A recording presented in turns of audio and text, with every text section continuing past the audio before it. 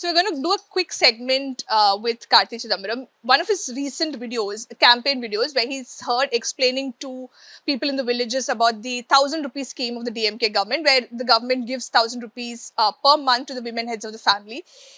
He was seen explaining that to the voters, and that video has gone viral. Many say this has been the perfect explanation, and many are even praising him for simplifying some of these things so that it reaches the common man. They understand these schemes better. So we're just going to do a small segment with you. Why don't you start with the 1,000 rupees scheme?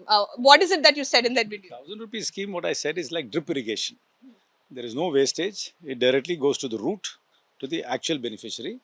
And by giving 1,000 rupees to a family, to the women head of the family, she spends the money in 1 or 2 kilometer radius around the house. So the local economy gets energized. So if there are 20 houses in a cluster, there's 20,000 rupees to spend in the area. And what do they spend it on?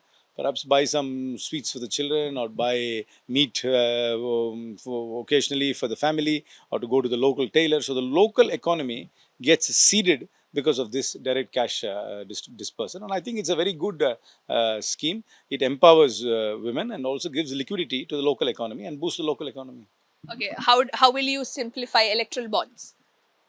Prepaid, postpaid. You either buy a electoral bond before, so you avoid getting raided, or you get a contract, or you do a postpaid electoral bond, which means that after getting raided, you minimize the impact, or after getting a contract, you buy an electoral bond to give back the as a quid pro quo for avoiding the contract.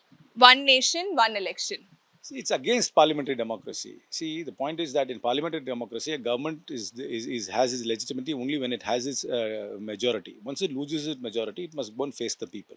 But in a one nation, one election, where you want to synchronize everything, even if you lose a majority, the government or a ad hoc government or a president's rule has to continue. That is undemocratic. And I believe frequent elections are good for India. Otherwise, how do people express their anger and displeasure against the ruling dispensation? So having frequent elections is not bad at all, because it gives an outlet to people to express their views about certain issues. Otherwise, if you're going to have only one election in 5 years, and for 5 years there's no interim election at all, people have no outlet to express their displeasure about any issue.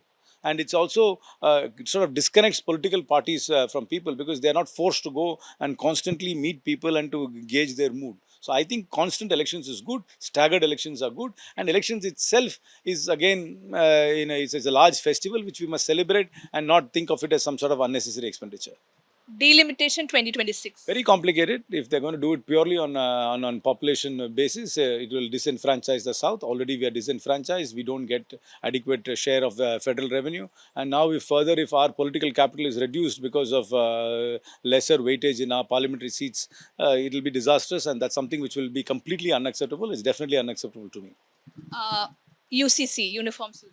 I think somebody must draft a UCC. People don't understand that, UCC, everybody who at least who talks about it in social media is really targeting one community, because of that there is a law which allows them to have multiple wives. But instead of that, they don't understand there are so many differences even within the Hindu faith. There's something known as a Hindu undivided family. Will that be allowed in UCC? Will you allow marriage between cousins? Will you allow marriage between an uncle and a niece, which is quite prevalent in Tamil Nadu? Will these kind of marriages be prohibited marriages? And people forget that in the Hindu tradition today, custom overrides the law. There are many customs which override the law. What will happen to those customs? They are very specific to certain communities and certain sub communities. So it's not easy to draft a UCC. I think somebody should draft a UCC. Otherwise, you'll have something like disasters like what you have in Uttarakhand, where they say every live-in relationship must register, and they must also register when they break up. I mean, think about that plight. So it's ridiculous actually.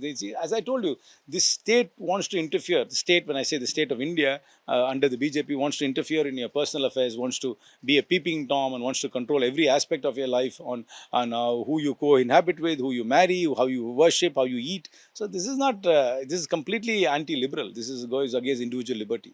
One last issue, KTIV, which seems to be the talking point. I mean, it's not a talking point. It's a talking point among Delhi studio talking heads who hopefully will be able to pronounce the word properly and be able to point it out where it is in the map. I mean, this is not an issue in Tamil Nadu at all. The issues in Tamil Nadu are very different. And if the Prime Minister wants to talk about territory ceded, he must really talk about the territory we have ceded to China and in his regime. Okay. So that, of course, was Karti Chidambaram trying to simplify some of these election issues that the BJP has been putting forward. Whether or not this will reach the people, they'll understand. That remains to be seen. With video journalist Daniel, this is Shilpa Nair in Sivaganga for India Today.